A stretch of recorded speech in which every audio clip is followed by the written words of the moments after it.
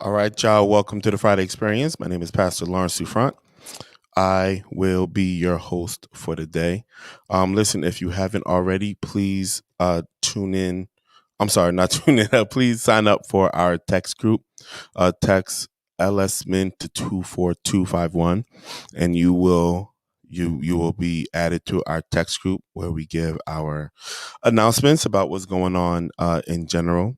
Also, if you want to donate to the ministry, you can use Cash App or you can go to the website www.lawrencesouffrant.com/ministry, and those are where you can go to donate. Let me know where you're listening from. I like to know how far the reach is, who I'm reaching, where I'm reaching. Even if you're watching this on the replays, please still let me know where you are listening from. And if you can hear me, put up a 1 so that I know that I sound clear to you. We are continuing our series on knowledge of self, and today is going to be a little different. I dealt a lot with how to know yourself. I dealt with, knowing yourself without any influences from the outside world, knowing yourself from by comparison to other people. And I didn't go too much into detail about the third part, which is kind of being comfortable in who you are, which is the 3, being comfortable with who you are in the midst of first knowing yourself and in the comparison of other people. I want to, however, dive a little bit into growth. I want to deal a little bit with growth, knowing yourself and knowing how to know that you are not who you used to be. I think this is an important subject matter, and I want to be clear for all of my non-Christian friends that the text that I'm using is definitely from a Christian perspective. It is the gospel at its core. I believe that it is universally able to be applied across all groups. But as a believer of Jesus Christ, as a believer of the Messiah, I should say, I think this text will resonate with those of us who also claim to be Christian. And I hope that if you're not a Christian, that through listening to this, you might have a better understanding as to what our faith actually is. Because to be quite honest with you, a lot of Christians don't even really know what it means to be a believer. With all that being said, we're still focusing on knowledge of self, but coming from this particular perspective. And so I'm coming from Colossians chapter 1.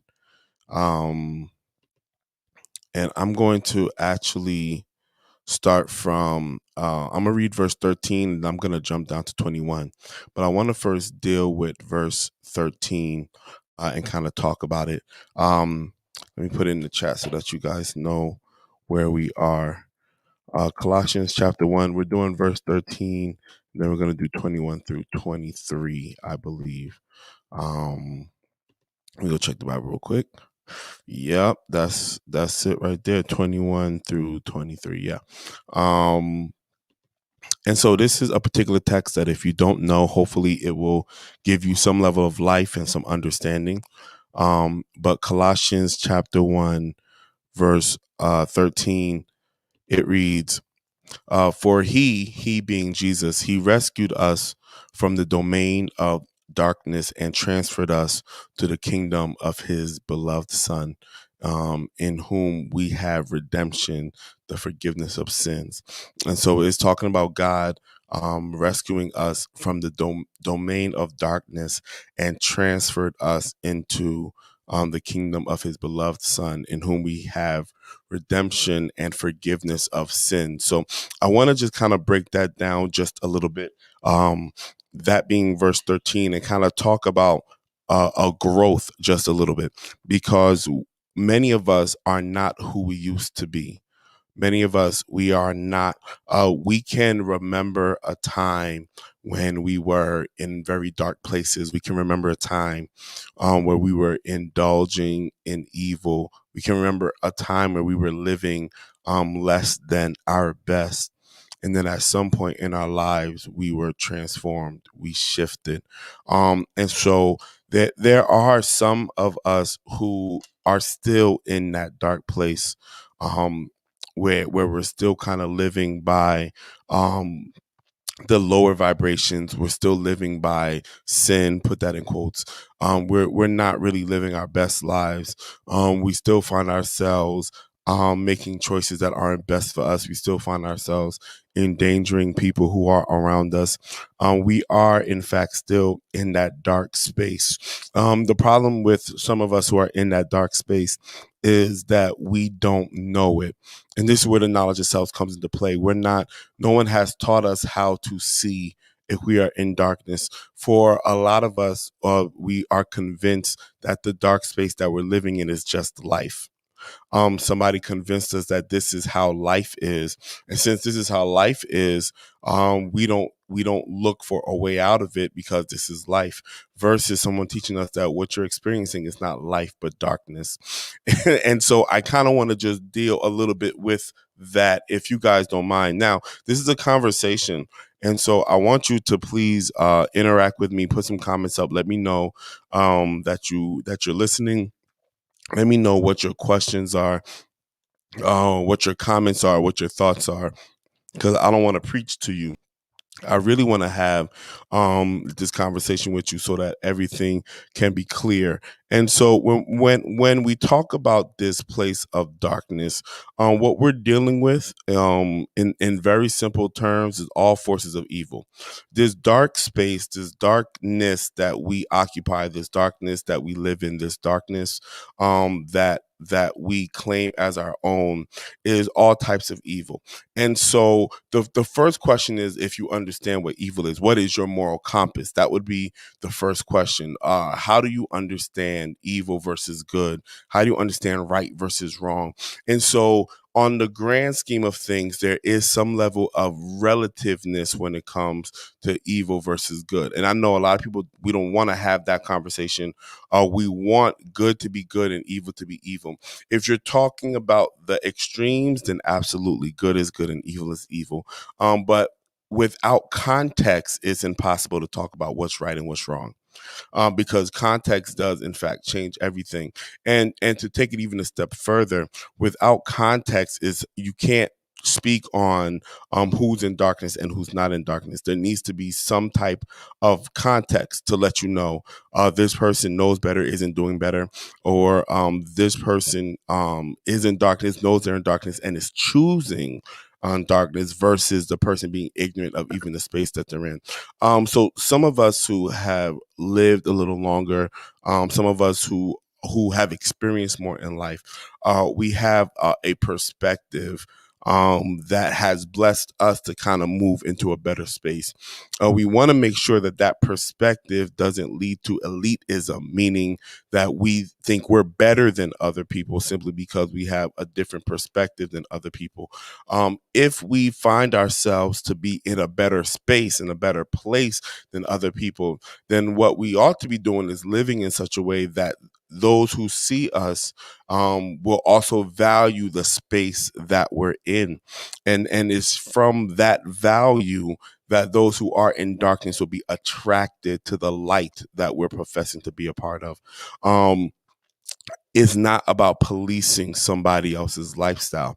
In other words, what we're doing is we are sharing, those of us who believe that we are in the light, we are sharing those things that we believe is the light, those things that have defeated the darkness. We share those things with people who are in the darkness with a hope, if you will, that they will be attracted to said light and then want to be a part of it. Because if the light is not better than the darkness, then what good is the light? And so to some degree, the person who is living in darkness has to see something better than where they are before they can receive such thing as light. Because if it's not better than where they are, then all it is darkness to darkness. In other words, if our lives doesn't shine brighter than theirs, then there will be nothing to attract them to what we consider the light to be. And we're dealing with knowledge of self still, because there is a reflection point where we have to ask ourselves, are we in light or are we in darkness? That's the first question that we need to ask ourselves. We need to have a knowledge of, are we children of the light or are we children of the darkness? Meaning we need to self-reflect, because there are some people who believe that they were created for evil. I don't believe any of us were created for evil, but my belief on other people is really insignificant. It doesn't matter. If they believe they're created for evil, then they're going to live out those evil things. And it's up to me to ask myself. I need to learn that the only ones I can govern is me. And so if I believe that I was not created for evil, then the next question is, what am I doing to live out what I believe I am created for? Does that make sense? And so those of us who are, and so let me go back to the text, because I think the text is it words it rather beautifully. And this is Colossians 1 verse 13. It says, for he, being God, rescued us from the domain of darkness. And so I want to just start there. The claim is that God removed us from this dark place.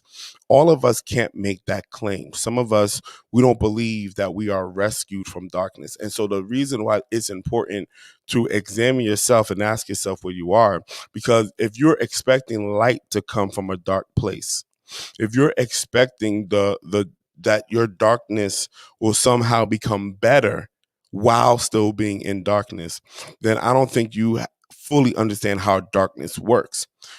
If darkness represents all of the lower things, if darkness represents all of the evil realm, then darkness is not something that you can get comfortable in and expect anything good to come out of it.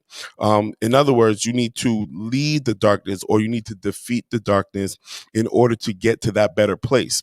But if you believe that you are meant to be in the darkness, then you will never search for the better place. And so this knowledge of self is about you examining, is darkness the place that I'm supposed to be? And I'm talking about darkness from a moral and spiritual perspective. It's good that you're late, Tanya. Look, we're still getting started. You'll be all right. It's good to see you. When talking about darkness, I'm talking about this moral position, this spiritual position.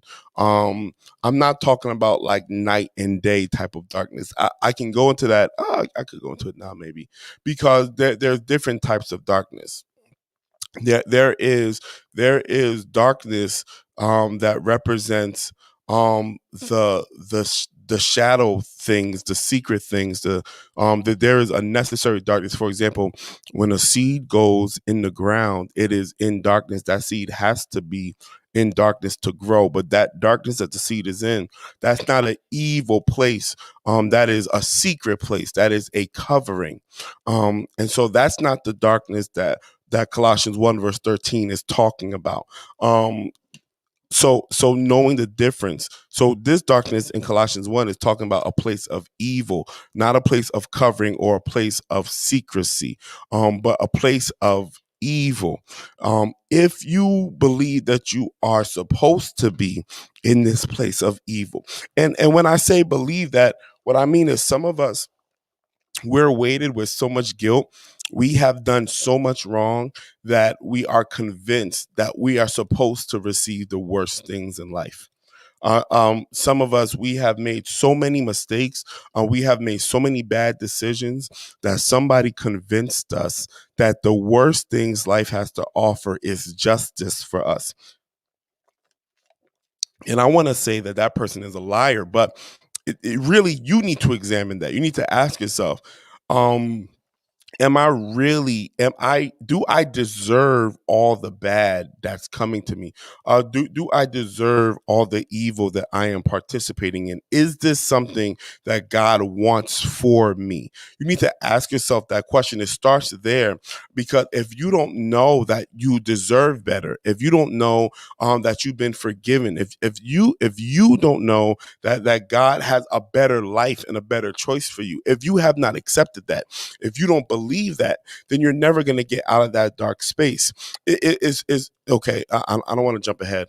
I almost jumped ahead. I don't want to jump ahead. Let me read the text again, because I see some people are joining us. It says, "For he rescued us from the domain of darkness." So this domain of darkness, it literally means it's like the government of darkness. And so the idea is, some of us was governed by darkness. So we were governed by our pain. We were governed by our traumas. We were governed by our lust. We were governed by our evil. We were governed by our anger. These were the things that we used to make decisions. And so the claim is that God has rescued us from this government of evil. And so he rescued us from the domain of darkness and transferred us to the kingdom of his beloved son, meaning then we are no longer in that place of darkness, but we are now in the kingdom of the Messiah, of the Son of God, of the Savior. And then verse 14 says, "In whom we have redemption, the forgiveness of sins," right? And so this question then, um what the claim is, and I should have put 14 in here, I'm gonna have to retype that. The claim is, I am no longer who I once was. I am no longer where I once was. God has transferred me from that dark place into a place of light. God has moved me from evil into a better place. And so the question is, how am I supposed to know that I have been transferred from darkness to light? What are the indicators? How am I supposed to be confident in this reality that I am no longer in this dark space? And that is a valid question. Because if we don't examine ourselves, and so this is where the knowledge of self comes into play. If we don't examine ourselves, we will miss the reality that we are no longer in the dark place that we once were. Because I want to tell you something. The world has a tendency to not give us the space to grow. The world has a tendency, people, outside people, have a tendency to convince us that we will always be who we always were. Right? People don't really afford us the opportunity to realize that I am no longer who I once was, but that I am now somebody different. I am now somebody better. And the problem is, many of us have been convinced that the only way that I will know that I am better is if I am perfect. And so there isn't a flaw, an issue with this logic, because before anything reaches the end, it has to go through its process.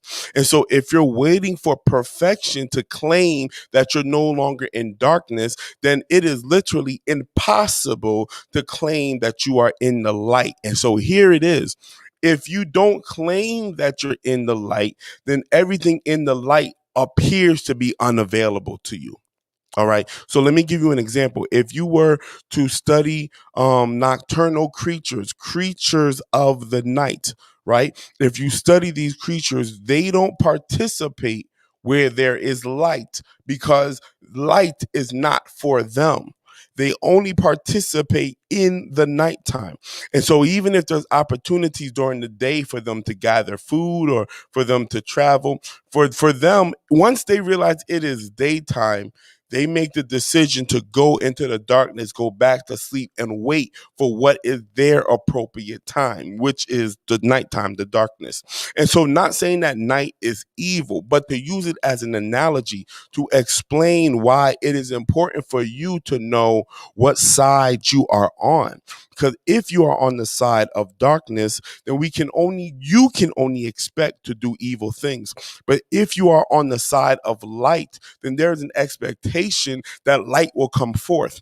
And so, yes, many of us, we are not perfect, but if we make the decision to be in the light and then have the faith to know that I am in the light, because here's the thing. Even if we're in the light, it doesn't mean we won't make mistakes. It doesn't mean we won't mess up. Being in the light does not mean I'm not going to have some dark moments, but being in the light means that you can expect more good out of bad from me. Being in the light means I'm not governed by the evil, right? So in the domain of darkness, evil was our governing authority. And when we were in the domain of darkness, evil was the expectation. And so if evil is the expectation, then goodness is a phenomenon. But when you are of the light, goodness is the expectation. And now evil becomes the phenomenon. I need y'all to get what I'm saying. You have to know yourself well enough to ask yourself, what should I be expecting? Because if I am in the darkness and I'm expecting the things of the light, then I am a fool. The things that if I am of the darkness, then the darkness is what I deserve. If I am of the light, then the light is what I deserve. And so the gospel, as we understand it as believers, is that the rescuing came from God. Here we go. I'm getting in my bag now. To move from darkness to light is a divine act that the Most High does out of his grace for us. And so, because God is doing the rescuing, it is not about me having to move myself from one position to another, at least in the physical or the spiritual, but it might be about me accepting one mindset over another. Meaning, I have to embrace the light that God has given me. I have to embrace the light that God has placed me in. It is something that I have to accept. And if I don't accept it within myself, if I don't know myself well enough to know that I am a child of God who has been transferred from darkness to light, if I don't examine myself and ask myself, am I one of God's children? Because if I can't claim to be God's children, then all I should expect is everything from the darkness. So you can't have it both ways. Know yourself well enough to know if you are a sinner or a saint. Know yourself well enough to know if you are a child of Satan or a child of the Savior. Know yourself well enough to know if darkness is your domain or if light is your domain. There is some time you need to spend with yourself to make that determination. Am I of the darkness or am I of the light? And if I am in the darkness, if I have convinced myself that I am in the darkness, then you can ask yourself, do I want to be in the darkness or do I want to be in the light? Because if you desire the light, I have good news for you. God has already prepared a way for you to transition from that dark state to that light state. And that transition is found in the Messiah.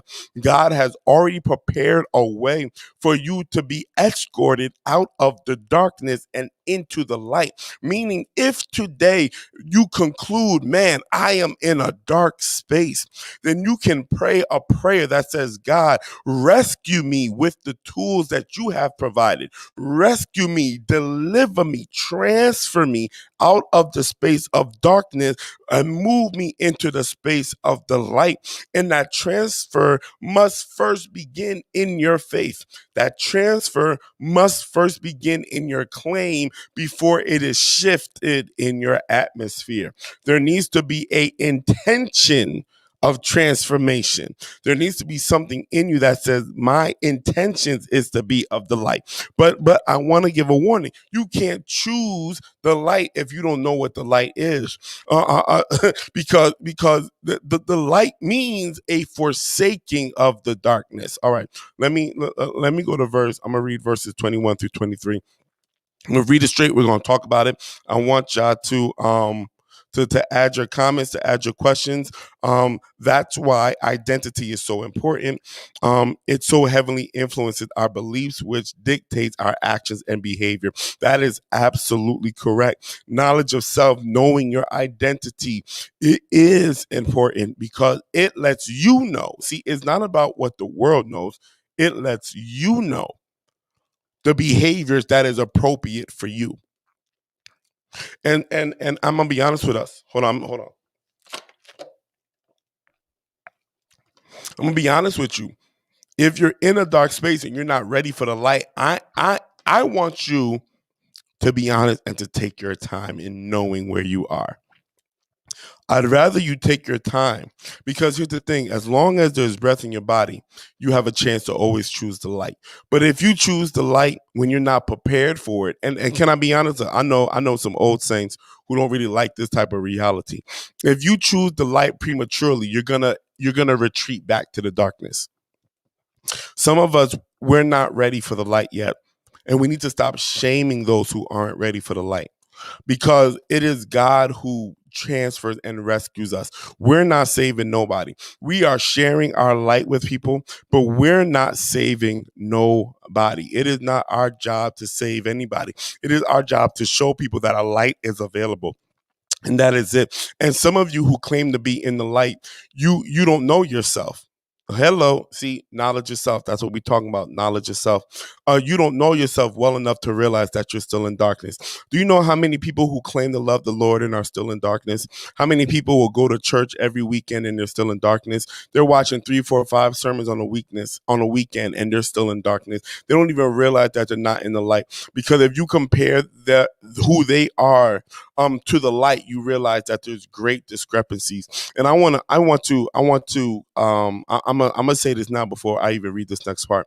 And I already said it, but I'm gonna say it again. It's never about perfection. See, if you're only in the light when you're perfect, then nobody's in the light. The reality is, though, the light shines brighter than the darkness. We're not gonna play these games and act as if there isn't a better change in you when you choose the light. We're not gonna play these games and act as if your life isn't full of more joy and more peace and more love. If you could be in the light and still full of hate and anxiety and all of that stuff, then the light really ain't no good. And I know the church has convinced you that this is something that's supposed to manifest in the hereafter. It's something that's supposed to manifest after you die.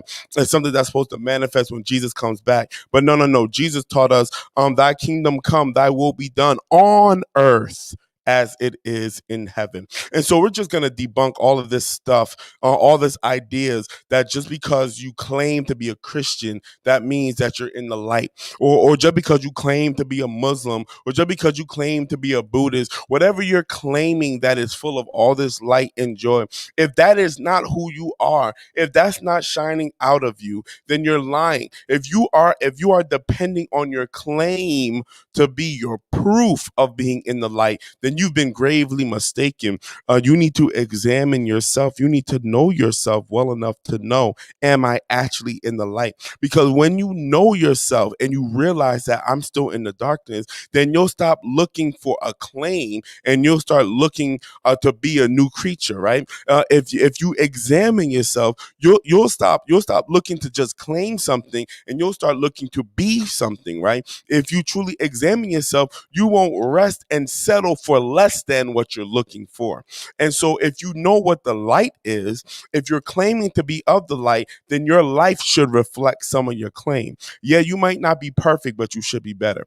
Especially if we're talking about being converted. Can I go here? Being converted means that you are on a new frequency. I don't know if y'all know how conversion works, but conversion means that you were once this, but you're now that. Conversion means that you was AC, but now you're DC. Conversion says you was once water, but now you're wine, right? A conversion says that you was downtrodden, but now you're uplifted. Conversion says I was full of anger, but now I'm full of joy. Conversion says I was sick, but now I'm healthy. Conversion is about becoming a new thing. And if you've been sick for all your life, then when did the conversion happen?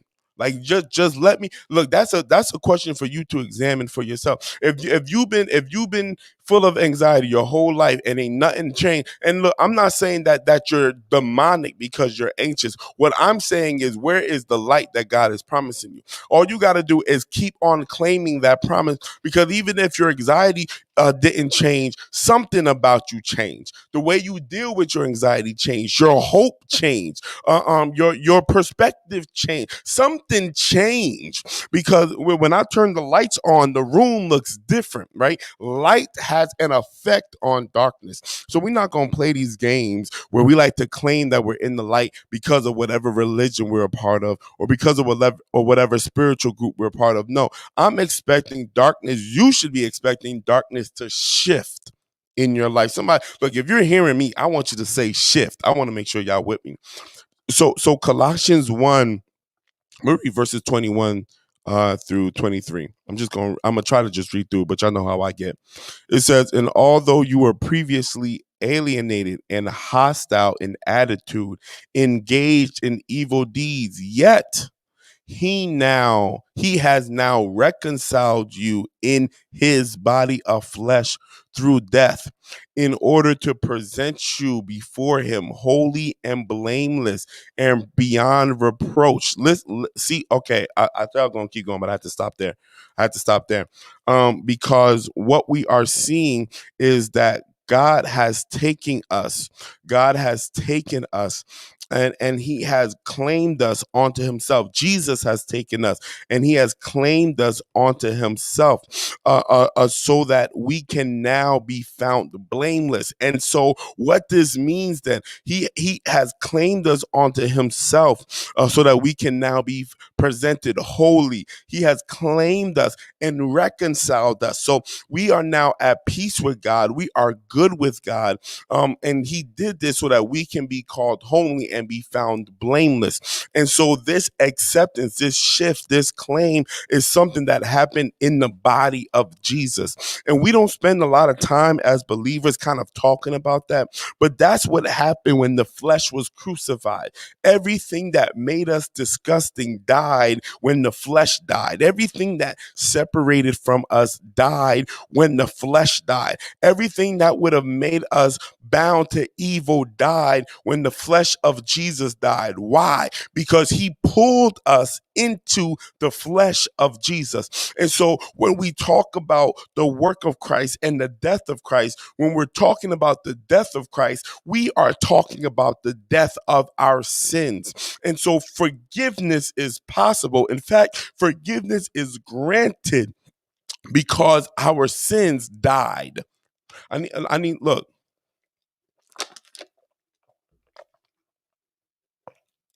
understanding knowledge of self, who you are. You are somebody who once was sinful, but now you're redeemed.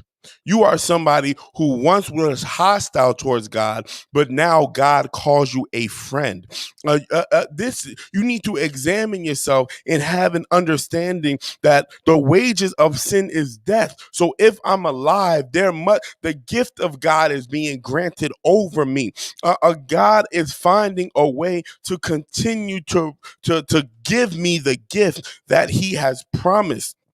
And so I don't have to keep on believing that I'm somebody that I'm not. I don't have to keep believing that I am of darkness. I don't have to keep believing that I am of sin. I don't have to keep believing that the devil has reigned over me. The devil is not on your back. But if he is on your back, ask yourself where the light is, because the devil, he's not trying to be where the light is. Truly examine yourself and realize that now here it is. This type of shift comes from faith. Verse 23, if indeed you continue in faith, if indeed you continue in the faith, firmly established and steadfast, and not shifting from the hope of the gospel. that you have heard. And so, et cetera, keeps going. And so this light has to be something that comes from faith. Let me talk about this just a little bit, because faith is one of those buzzwords that we like to use and throw around. And I think I dealt with it before, but I'm gonna deal with it again because it's a new audience, it's a new day. Everybody don't watch all the videos, right? And so when we're talking about faith, what we are talking about is an understanding of the intangible world. Here we go. Faith is not about believing something that's not there. It's about believing something that is there that you can't see. And so, in the times where your life reflects darkness, you need to tap into a light that is greater than what your life is reflecting. And then your life starts to reflect it. I know that sounds crazy, right? But this is why it starts with you knowing you. When you know that you are a child of the light, then you know light is what you deserve. And so when darkness shows its face, you don't ever accept it. You realize that this darkness is trying to distract you from your faith. All right, let me go all the way there. 2020 has left a lot of people faithless because of all the darkness that occurred in 2020, because of all the turmoil that occurred in 2020, because of all of the evil that occurred in 2020. There are people now who are afraid. They are afraid to even hope for anything better. 2020 has left many people faithless. And I want you to understand something. Don't let 2020 steal your faith. In the midst of all of that, in the midst of all of the foolishness, you have to have enough faith that says, I know I'm a child of God. And I'm not going to let dark experiences convince me that I'm not. I'm when I examine myself and I look deep into who I am, I know that I am worthy of every good thing. And so when this darkness comes, it must be temporary because I am a child of God. Yet you need to know yourself well enough to speak against the darkness and say, yeah, you might be here right now, but my light is getting ready to shine, and I'm not going to accept this darkness. I'm not going to allow the darkness to steal my faith, because what happens is when you experience something long enough, you start to think that that's what you deserve. Can I tell you how abusers work? Abusers will continue to abuse until the abusee accepts it as acceptable. And so they know that you're not, that they're in the wrong. They know that you shouldn't be abused, but they will continue to abuse you until you begin to accept it. They'll continue to talk bad about you until you start to believe it. They'll continue to hate on you until you stop showing your light. See, all haters really want to do is stop you from being your best self. That's all they want to do. They want to discourage you. They want to make your good something like evil so you can stop being good. And what you need to do is recognize, no, I'm not walking in evil. So I'm going to let my light shine, whether you hate it or not, whether you love it or not. I am not going to diminish my light to make you comfortable. God did such a good thing by transferring me out of darkness into his light. I refuse to diminish my light to make darkness more acceptable. Y'all need to understand the schemes of the enemy. The enemy wants to be comfortable in your presence, and the enemy can't be comfortable in your presence if your light keeps shining. And so what the enemy does is he tries to convince you to dim your light so darkness can have space around you. And what you have to do is say, no, there's no room for the enemy here. I am going to let my light shine. And if all I have is my faith, I'll hold on to that until God proves himself worthy. Look, I don't know if this is good for you, but it's good for me to know that God will prove himself worthy. God is not a man that he should lie. God has never lost a fight. So I'm going to hold on to whatever light I have. See, when you are a child of the light, you're not looking for the darkness, but you're looking to hold on to whatever light that you have. You're going to say, I'm going to hold on to this light because the light is where I belong. And so you need to examine yourself and ask yourself, do I belong? Do I belong in the light?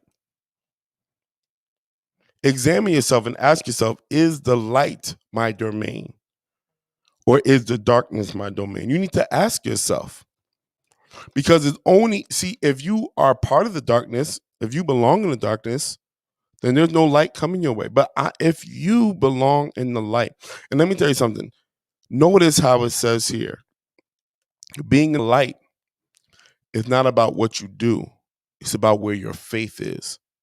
I'm going to say that again. Being in the light, it doesn't say the one who, you're not going to be blameless because you did everything right. You're going to be blameless because you put your faith in the one who can make you blameless. You're not going to be holy because you did everything right. You're going to be holy because you put your faith and kept your faith in the one that makes you holy. You're not right with God because you're doing everything right. You're right with God because you kept your faith in the one who made you right with God. See, it is all about who you're putting your faith, your trust, your belief in. Who are you anchoring yourself in? And so anchor yourself in the one who can make you right with God. See, as long as you are depending on just your behavior, notice what I said, just your behavior. Because when you're anchored in the light, then you're going to do things of the light. It's a natural consequence. It's a natural byproduct of the light. It is not the producer of the light, right? And so doing good things is not what makes you good. It's because you're good, you do good things, right? And so shining your light is not what makes you light. It's because you are light that you shine. We have to put things in their proper perspective, because if you're of the darkness, then every dark thing you're experiencing is appropriate. But if you're of the light, then you can look the darkness in the face and say, this is not appropriate. And then you can shine your light. So how do you shine your light? Let me help you here. How do I shine my light to cast out the darkness? Well, it starts by you first knowing that you are the light.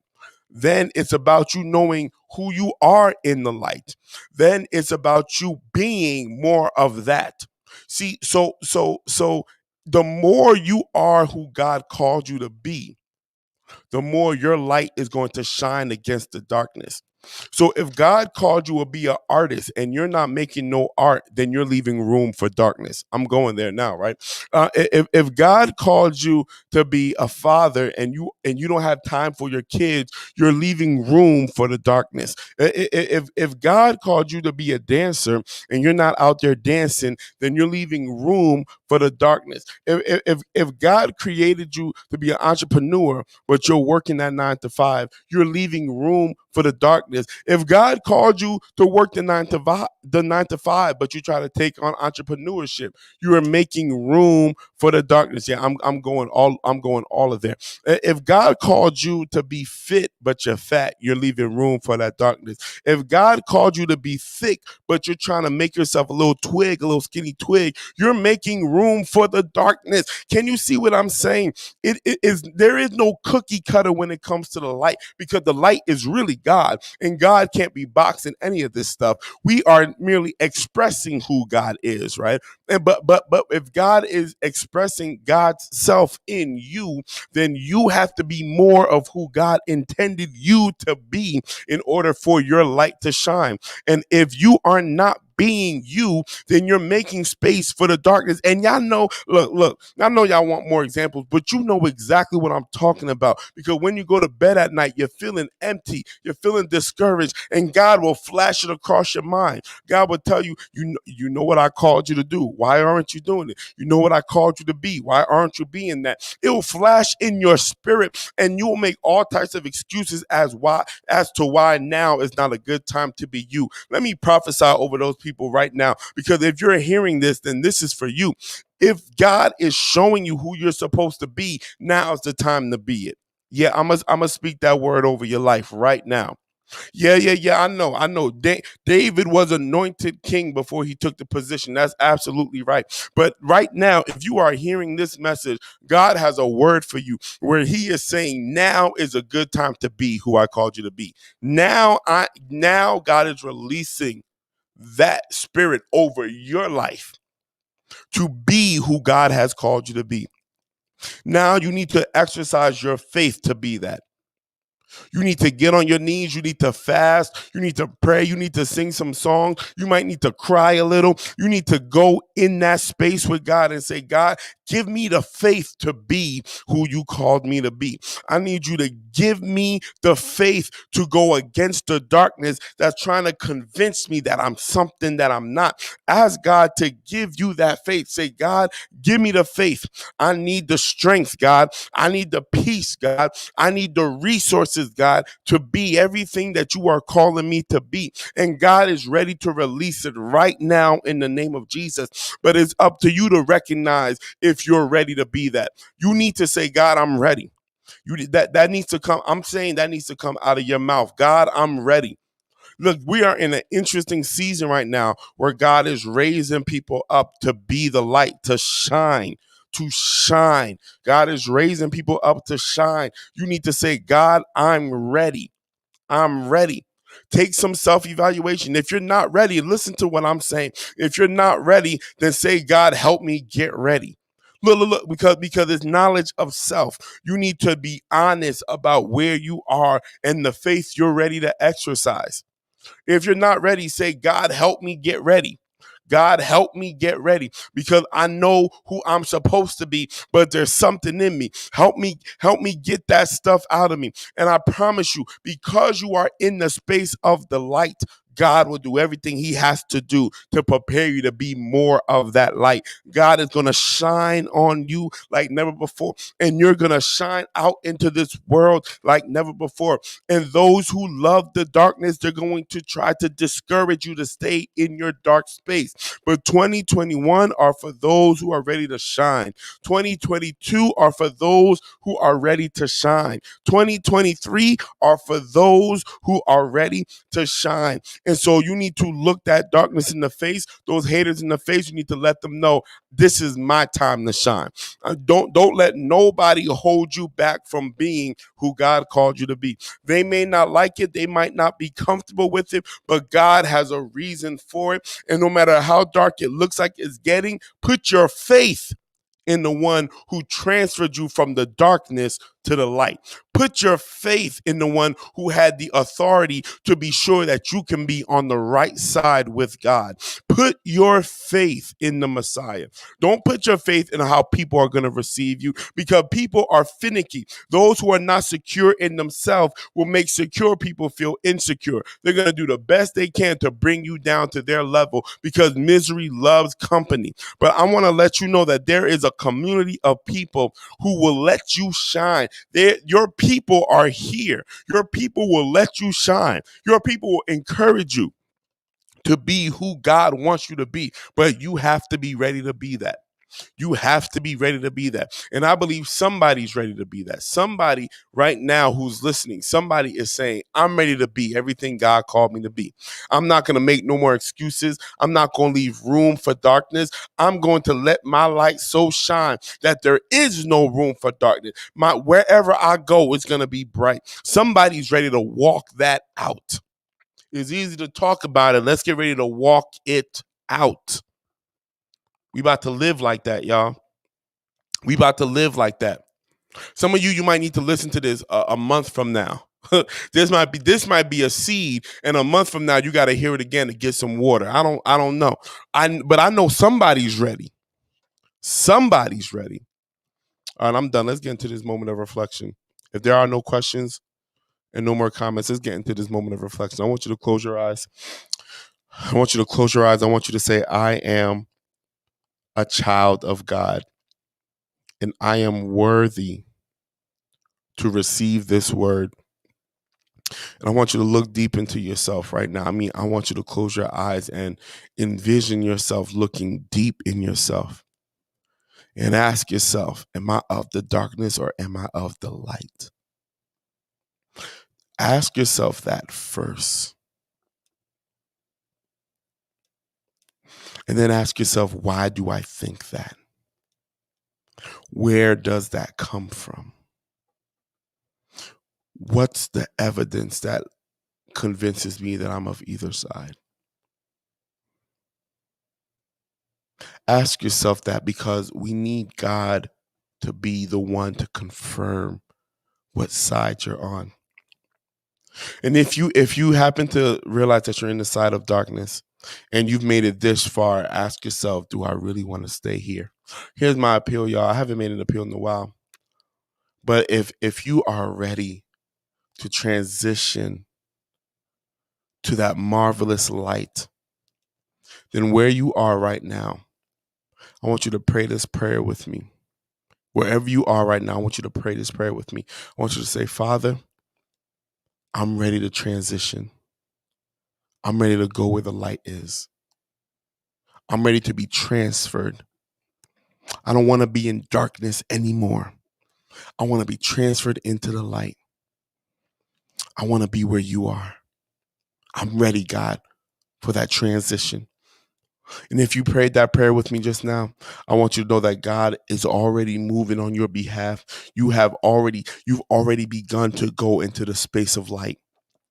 And so every day from this point forward, I want you to celebrate the reality that you have exited the space of darkness and you are now moving into that space of light. I want you to celebrate that every day. And then if you ever get discouraged, I want you to hit me up. Listen to what I'm saying. Look, this is your responsibility. I want you to hit me up. Facebook, IG, YouTube, text me if you have my number, email me, whatever. Hit me up when you start getting discouraged. And you just say, Pastor, I feel discouraged. Brother, I'm feeling discouraged. I prayed that prayer with you and I'm feeling like I'm still in darkness. Just hit me up so that as a community brother, I can help strengthen you wherever you are.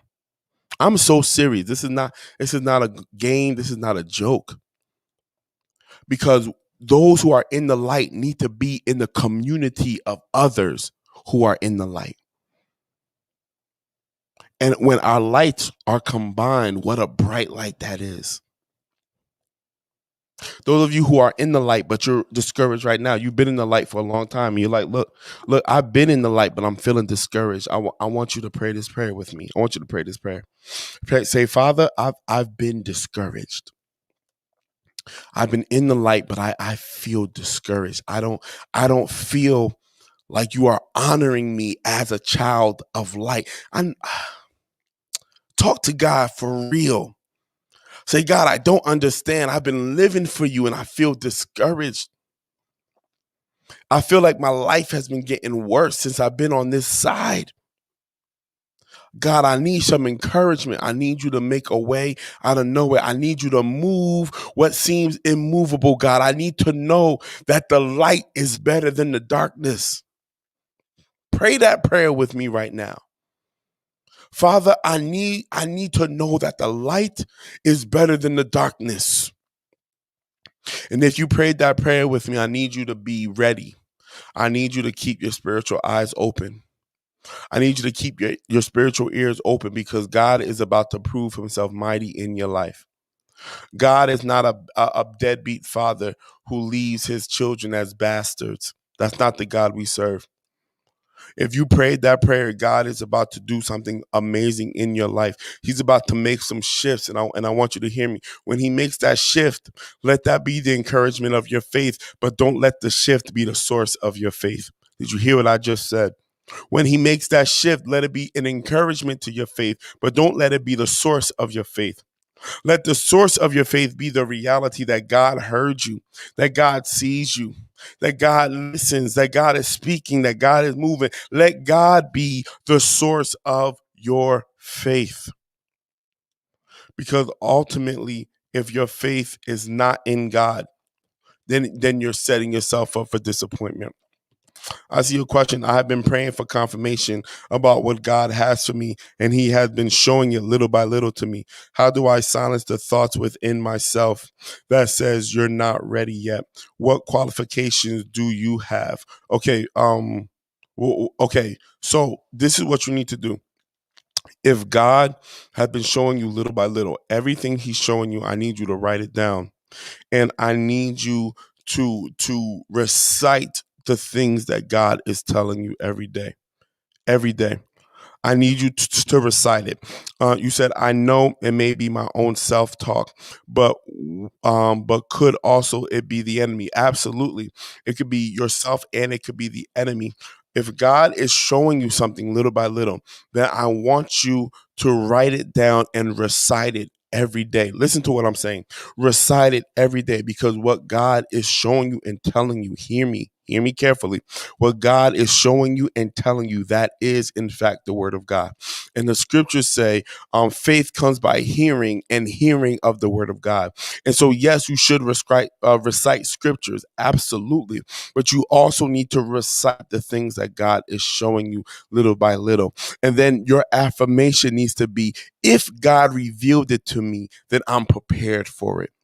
That needs to be your affirmation. If God revealed it to me, then I'm prepared for it. Because God is not going to waste revelation on those who are not prepared for it. And so if God is giving it to you right now, then that means you are prepared for it. And so your job is to recite it every day until what God has shown you manifests in this earth. But recite it. Keep on reciting it. Every time that self-talk comes and says, that says you're not ready, recite what God shows you. Every time that self-talk comes or the enemy comes and says you're not qualified, recite what God showed you. Recite it, and I mean out loud. Open your mouth and say it out loud. Yeah. I have written it, but not said it out loud over myself. Yes, you have to say it out loud. Absolutely. I know we like to, stay in silence. Look, we're living in a generation where they're trying to silence your voice. They want you to type more. They don't want you to speak as much. Open your mouth and speak. There is a power in opening your mouth. And so say it out loud every day, and multiple times a day. That I know people who say their affirmation 7 times a day. Look, does it take all that? It might. It might just take all that. I don't know. But if you want to silence that, you need to shine your light. And the word of God is a light. Thy word is a lamp unto my feet, a light unto my path. Right? And so we need to, I said thy, that's how you know I'm from the old school, right? And so you need to recite what God has shown you every day. And every time you feel you're in a dark space, you need to recite it. You need to pray about that. You need to supplicate, because God is moving. God gave you the revelation to let you know that things, when it comes to the physical, and I'm probably going to say this all the time. When it comes to the things of the physical, it takes time for it to manifest in the physical. It doesn't take forever, but it takes time. And the amount of time it takes, it all depends on what God is getting ready to do. And so if he's showing it to you, it's so that you can water it. If he's showing it to you, it's so that you can be a participant, if not with anything else, with your faith. Because when you recite it over and over again, you start to program your brain, which is your receptor of reality. You program your brain to look for it. And then when the opportunity comes, you will see it. So you have to program your brain. See, when you listen to the thoughts that say you're not ready, you program your brain to not look for it. And so you need to program your brain. You need to tell your mind, your brain, look for the opportunity. God is getting ready to do it. And listen to that still small voice. I did a series on hearing God. Go back and listen to that, if you haven't, or if it's been a while. And when God speaks, whatever God is saying, that's what you need to do. So if there is nothing else, I'm gonna leave my blessing. Look, if y'all do have more questions, and I just happen to end the live, clearly it's because of the delay. I'll respond to your questions. You can hit me on whatever vehicle you're listening to this to. But you are officially dismissed. Be blessed. Peace.